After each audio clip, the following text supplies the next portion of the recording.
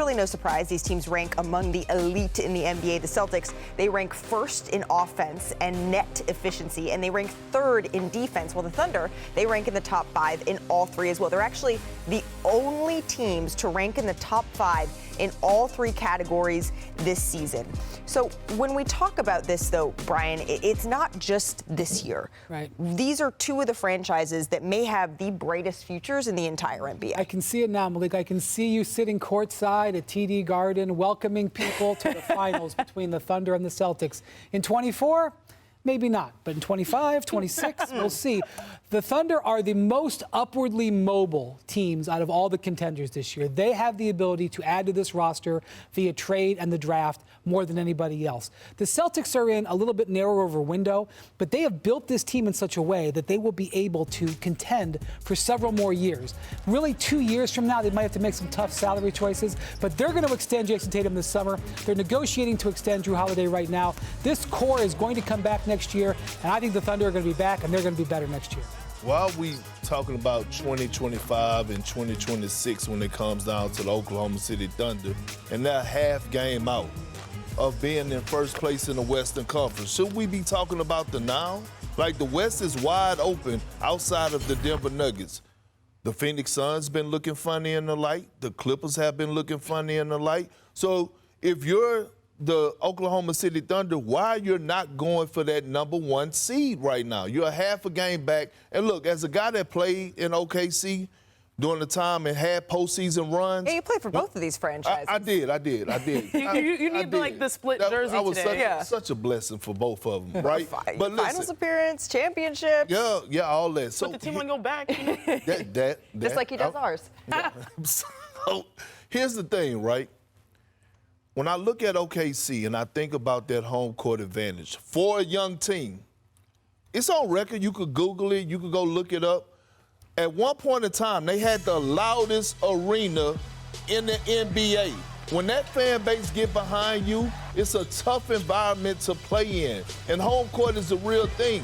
So when you have a superstar like SGA, you have a rising all-star caliber player in Jay Will. You have another guy in Chet Holmgren who has a ceiling that's, wide open. Why are you not going for the number 1 seed? I'm a little worried about Shai because this is the 4th game in the last 5. Seeding is important, Perk. This is the 4th game in the last 5 he's missed with his quad injury. You guys know quad injuries can linger. They can nag. In the 4 games he played, this is a guy who scored 30 points in 50 of the 71 games. He scores 30 points in every game practically. His last 4 games he's played with this quad, he's only averaged 19 points a game.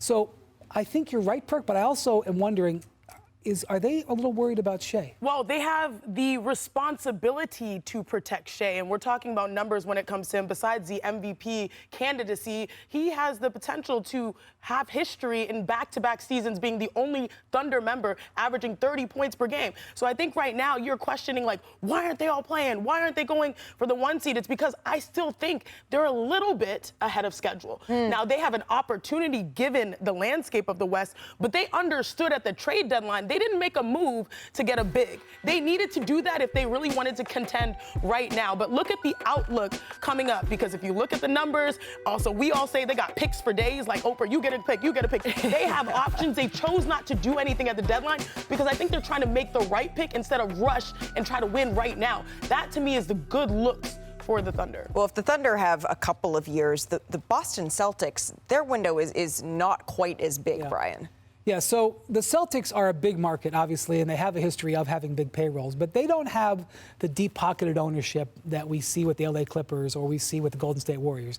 And they have positioned their salaries to be okay under the new rules for this year and next year.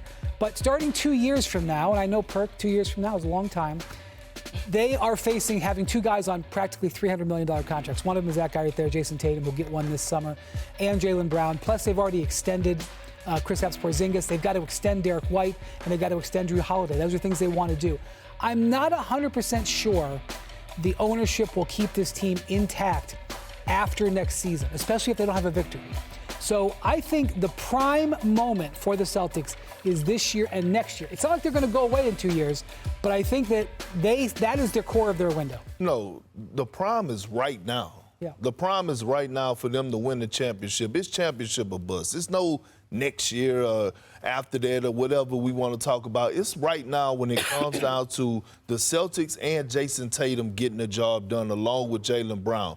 Brad Stevens with Grossbeck has done an exceptional job of making sure they have the pieces around them to get better every single season to go and complete the mission. Because think about this for a second. I understand Drew Holiday and the Celtics are in talks right now for as an extension. But the price on Derek White is going to be expensive, right? And so we don't really know. And if you're Derek White, you've been looking for that big payday, right? You've been waiting on it, and he's earned it. So he can't take less to sacrifice when he haven't had that big Brinks truck back up to his front door. If the Celtics, who do you have winning the NBA Finals right now? I got the Nuggets. Thank you. So if the Celtics actually end up losing in the NBA Finals to the Nuggets, to me, it's not a complete failure. It's not a complete bust because they still have a window, like Brian alluded to, that is not just the now. I think it's a year or two. Then you really have some bigger questions. No, ma'am. No, ma'am. Why? No, ma'am. They have to get it done this year. It's no if they lose. Even though you're favoring. He's talking like a Celtic. He's talking like a Celtic. Yeah, no. They got to get it done. Wanna try to boast at what I look like. Think I'm gonna try to wear I pull up all brains. Jimmy with the heat, I'm on fire. The city, yeah, I'm here,